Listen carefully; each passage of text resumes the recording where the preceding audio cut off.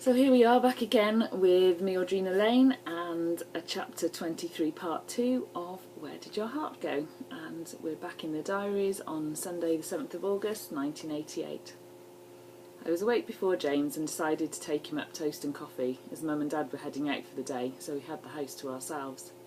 It meant that we had the chance to make love at leisure without having to worry about being quiet. James suggested that we tried it standing up, but it became a bit of a strain on his knees after a while. So we then tried doggy style, which was different, but as I hated not seeing James's face, we reverted back to our usual two positions and just enjoyed the time we had together. For lunch I cooked us fish finger sandwiches and we went outside for the afternoon as the sun had appeared. With the radio on the table we spread out a blanket on the lawn and lay down together. James enjoyed spreading suntan lotion onto my back and I did the same for him as we lay there talking. "I'm worried about you being a fireman," I said, looking into his eyes. "Why?"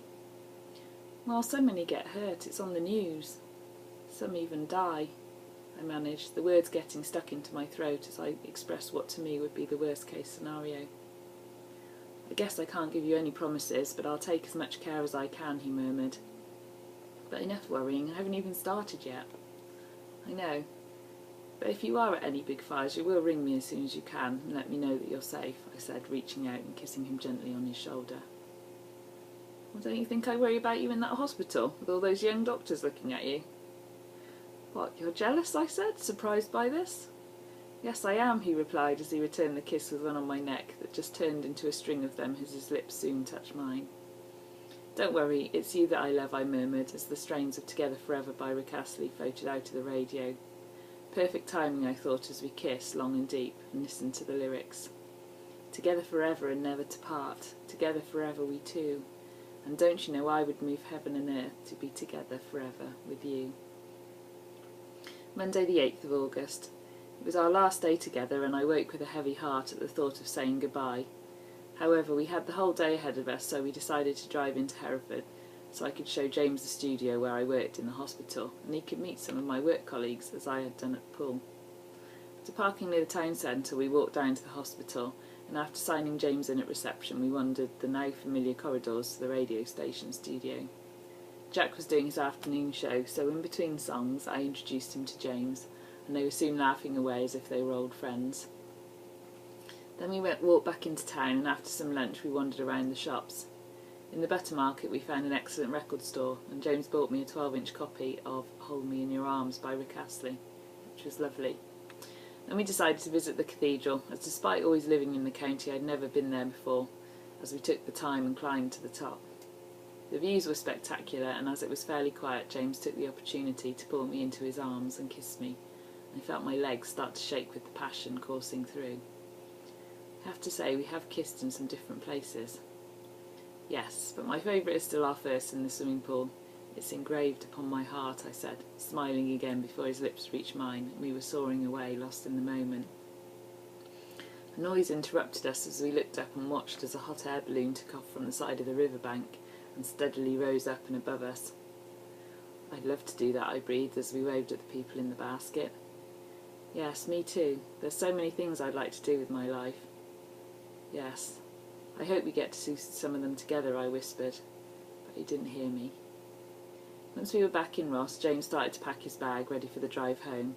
I lay back on my bed as the sound of George Michael's voice drifted around the room.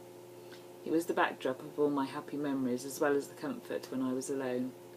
To break the sombre mood, James lifted the needle and popped 900 number on the turntable. "Come on, let's have a dance," he said, holding his hand out to me as the beat filled the room. We made some slight alterations to the routine that involved a bit more physical contact until we fell back on the bed for one final time.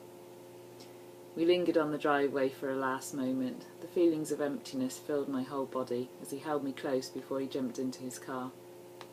"I'm off to write that letter now," I said, leaning in through the window for another kiss. "I'm already waiting for it," he said, smiling and reaching up to wipe the solitary tear that was snaking its way down my cheek. Then he was gone. His tail lights disappeared into the darkness and I looked up at the stars as more tears started to spill out. This was only ever going to get worse the more time we spent together and the deeper I fell in love with James. I shook myself from my reverie and closed the diary and placed it back on my daughter's dressing table. That was enough emotion for the day. I needed to get on with my life as it was now, and not keep dwelling on what it could have been if things had continued with James. I remembered all the plans I'd made in my mind before that day in November. I was going to move up to Warwickshire once I'd finished my course and get a job there at a local radio station or in a club. We would buy a house together, get married and live happily ever after. I never knew then that fairy tales rarely came true. So that's the end of this chapter. I really hope that you're enjoying listening to me read these out to you. Once again, if I am reading too slow and you want to get ahead and find out really how the story goes, then the book is available to buy on Amazon, or if you want it free, you can pop over to my website and download your free copy there. And if you want to, you can make a donation.